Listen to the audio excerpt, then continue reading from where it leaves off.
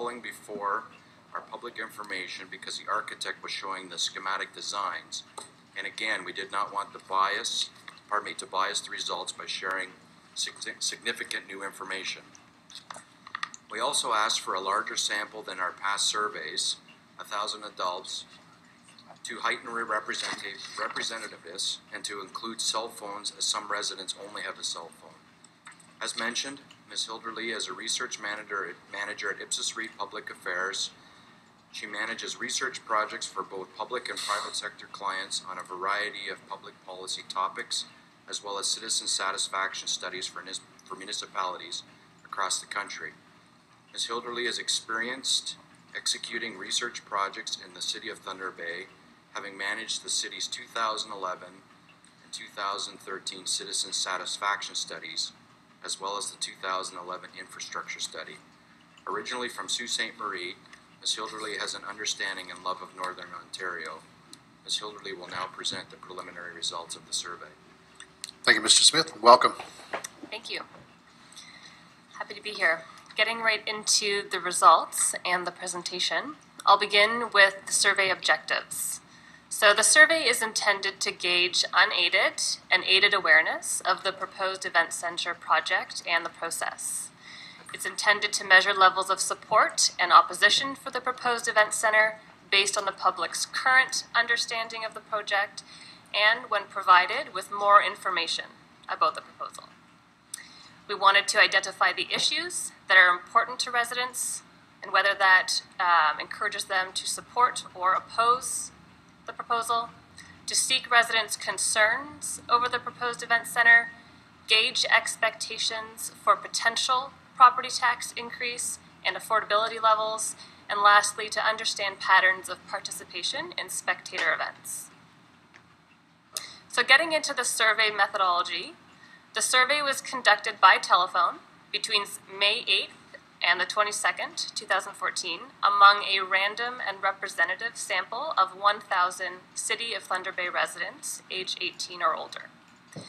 And the sampling method was designed to complete interviews within households randomly selected across the city. So this is also called random digit dialing.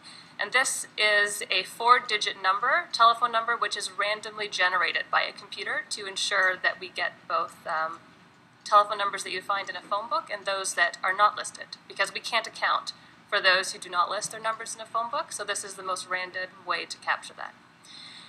In addition, we included 150 cell phone interviews, and that is because about 15% of the population doesn't have a landline phone, so this compensates for that, and it also helps to reach the younger adults. Sampling quotas were set for ward, age, and gender. And further to that, the data has been statistically weighted according to the 2011 census data for the City of Thunder Bay to ensure that it's representative of age and gender. And a sample of 1,000 interviews will produce a margin of error that is 3.1 percentage points. And a margin of error is a statistic expressing the amount of sampling error in a survey. And there will always be a margin of error and any survey that's conducted that is not a census. And really, the smaller the margin of error, the more confidence you can have in the data. And by comparison, typical political polling for the province of Ontario has a sample of 800. In the City of Thunder Bay, we have a sample of 1,000. And lastly, in this report, results are expressed as a percentage unless otherwise noted, and they may not always add to 100%, and that's due to rounding, and in some cases, multiple responses. Getting into the detailed results, at the beginning, before introducing the topic of the survey, we wanted to capture top-of-mind issues facing the city. And here you'll notice that on an unaided or unprompted basis, only 13% of residents named the proposed event and convention center as one of the most important issues facing the city. Whereas you'll notice roads, taxes, budget, infrastructure renewal, and jobs are the most important issues the residents indicated the city is currently facing. And to the side there, you'll notice that we included a bubble from the the results here from the 2011 Citizen Satisfaction Study. And while not identical, they do mirror those findings. Awareness of the event center. So the large majority of residents, or 91%, are aware of the event center. And we also notice in our analysis that this tends to be those who are residents over the age of 35 and those who own a home.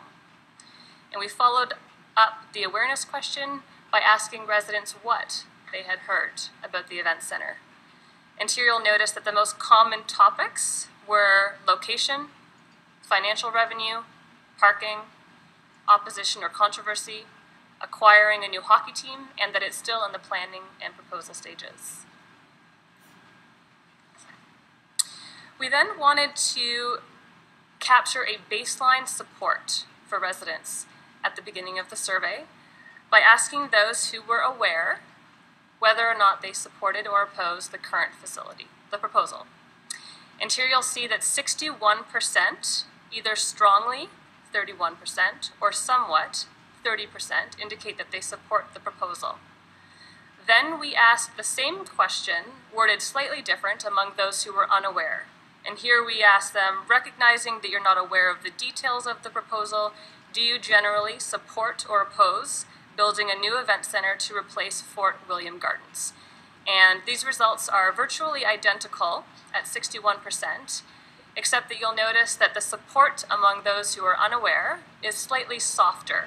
You'll notice that more residents fall within the somewhat support category at 38%, rather than the strongly support.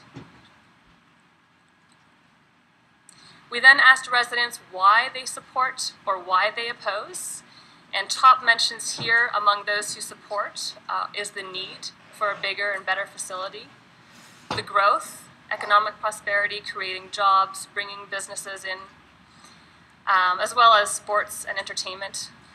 And then among those who oppose, that the city can't afford it, that it's a wrong or bad decision, that it's not necessary or a priority.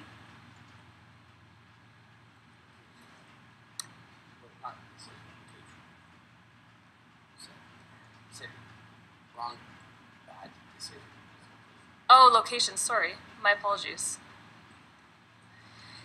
So then among those who oppose, we wanted to determine what their position was on an event center in general or this specific proposal. So again, among the 33% of residents who indicated that they oppose the current proposal, you'll notice that 41% indicate they do oppose the current proposal, but support the development of a new event and convention center. Half, or 49%, oppose an event center of any kind. 10% are undecided. And in our analysis of these results, there is no significant sociodemographic differences here between these two groups. We then asked both residents who are opposed and support, so all residents were asked about their concerns over the current proposal. And top of mind mentions here are parking, the location, uncertainty of costs, the potential property tax increase, and traffic congestion.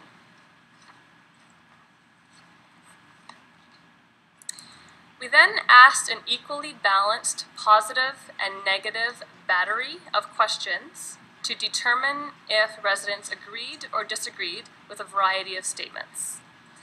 And to begin, you'll notice that most residents, or 78%, agree that the new event center will increase the number of sporting and entertainment events held in the city, and that it will also increase property taxes for residents. Most residents feel the new event center should only happen with funding from other levels of government and the private sector. Nearly as many feel the new event center will create new jobs in the city. And fully 7 out of 10 residents are concerned that the new event center will not have enough parking, 48% of which indicate they strongly agree. The majority of Thunder Bay residents are concerned about the potential traffic congestion problems and that the center will be costly to operate.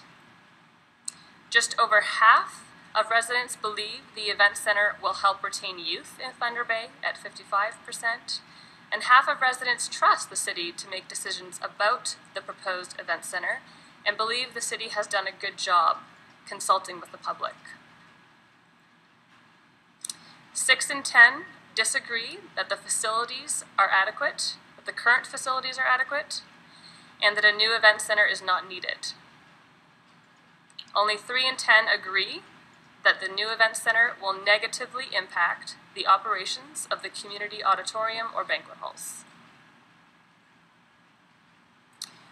We wanted to gauge the anticipated property tax increase. So we asked residents, thinking about the costs required to build and operate the event and convention center, how much do you expect your annual residential property taxes will have to increase for the average home? Half, or 49%, of respondents did not know what to expect. And 36% expected the property tax increase to be over 1%.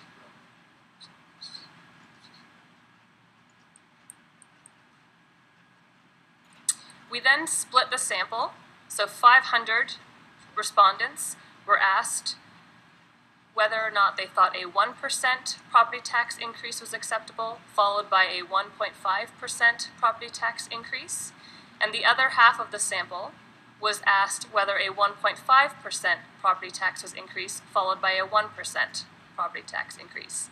And we split the sample to ensure there's no bias of results depending on the order of the percentages that are read. And here you'll notice that the majority of Thunder Bay residents believe that a potential 1% property tax increase, and to a lesser extent, a 1.5% property tax increase, is acceptable.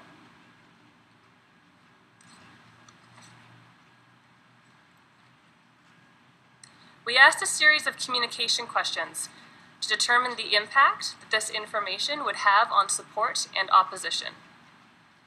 And here you'll notice that we've shown the results here among those who oppose the center, those two groups, the 41% who oppose the current proposal but support a new center, and those who oppose a new center of any kind.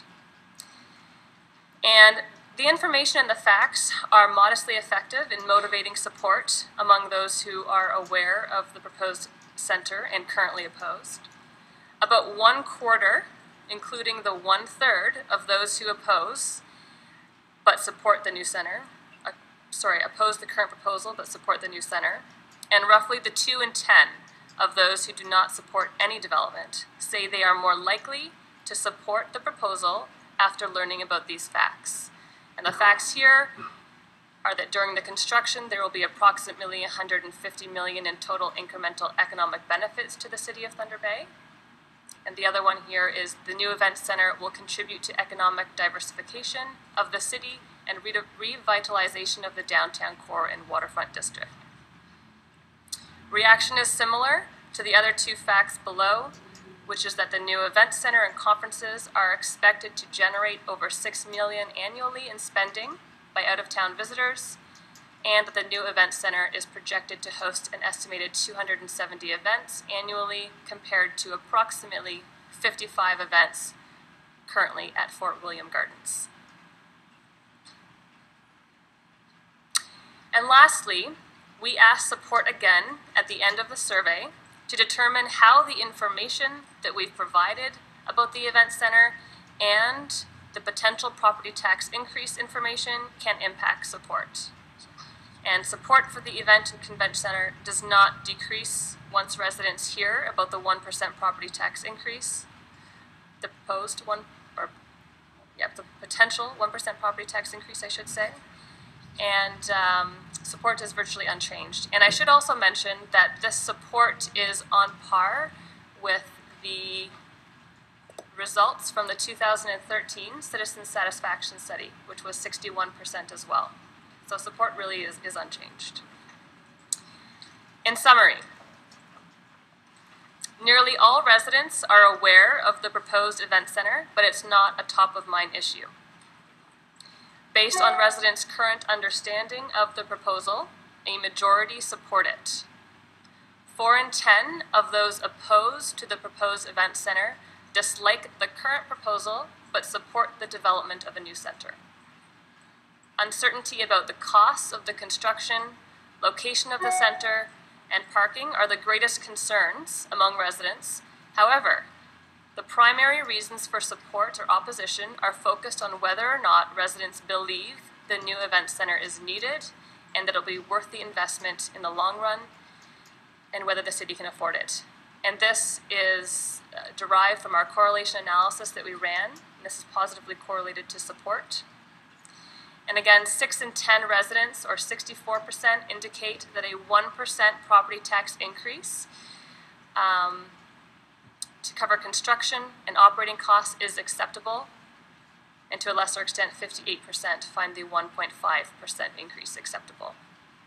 And in closing, support for the proposed event center remains at 6 in 10, assuming a potential 1% property tax increase. And lastly, for our recommendations to the city, demonstrating that the new event center justifies a potential 1% property tax increase is a key task for the city. The city should communicate the potential 1% property tax figure with residents as soon as it is confirmed in order to help solidify support and alleviate any uncertainty around costs. The survey results indicate that the degree to which residents find a 1% property tax increase acceptable is a very strong predictor of support or opposition to the center. It's equally important for the city to put a focus on communicating the benefits of the event center and that it'll be worth the expense in the long run. Gaining funding commitments from other levels of government and the private sector will also be important to demonstrating affordability and strengthening public support in the project. And finally, the city needs to demonstrate to residents why the proposed event center location is the best option and that it has an effective plan to mitigate traffic and parking concerns. Thank you very much.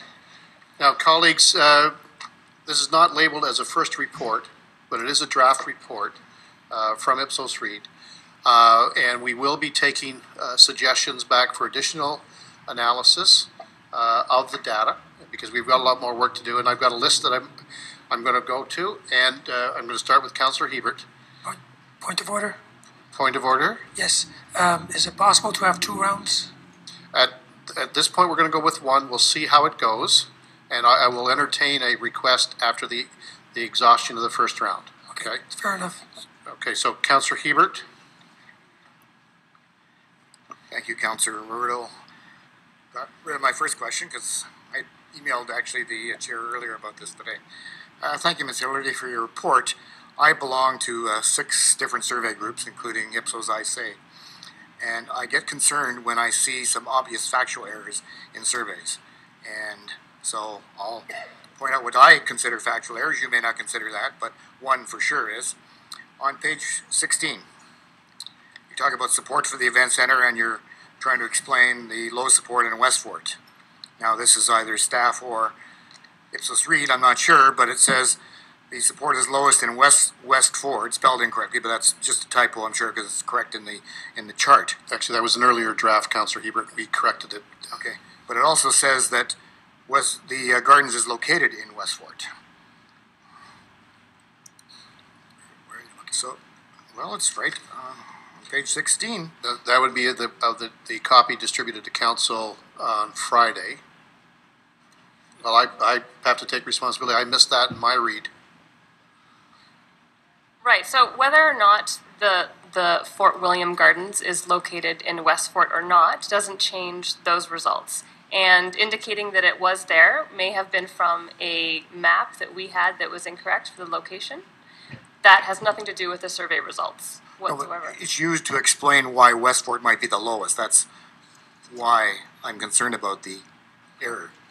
Because it says it's in Westfort, meaning people feel in Westfort they're going to lose the facility, but it's not in Westfort. So that was the reason for bringing it up. Actually, Councillor Hebert, the actual question itself would not have made reference to that when asked, if I'm not mistaken. No, there was no mention to location. No. But Ipsos Reid's analysis is using that to explain And so, to me, that would be a false explanation. Fair enough. But we apologize. We didn't catch that, and that's our responsibility. Okay. Secondly, and I understand what you're saying, but I think the wrong word is used on page 21 and 22. It says reaction to facts about the proposal. I'm just questioning whether these are facts or predictions. The reason I ask this, when we got our new casino, there was a prediction that we were going to get 19 to 20 buses of new people coming in to every day to the city. Well, that hasn't happened, unless they're counting Mr. Smith's buses, but I don't think they are. So I would prefer to see that word changed.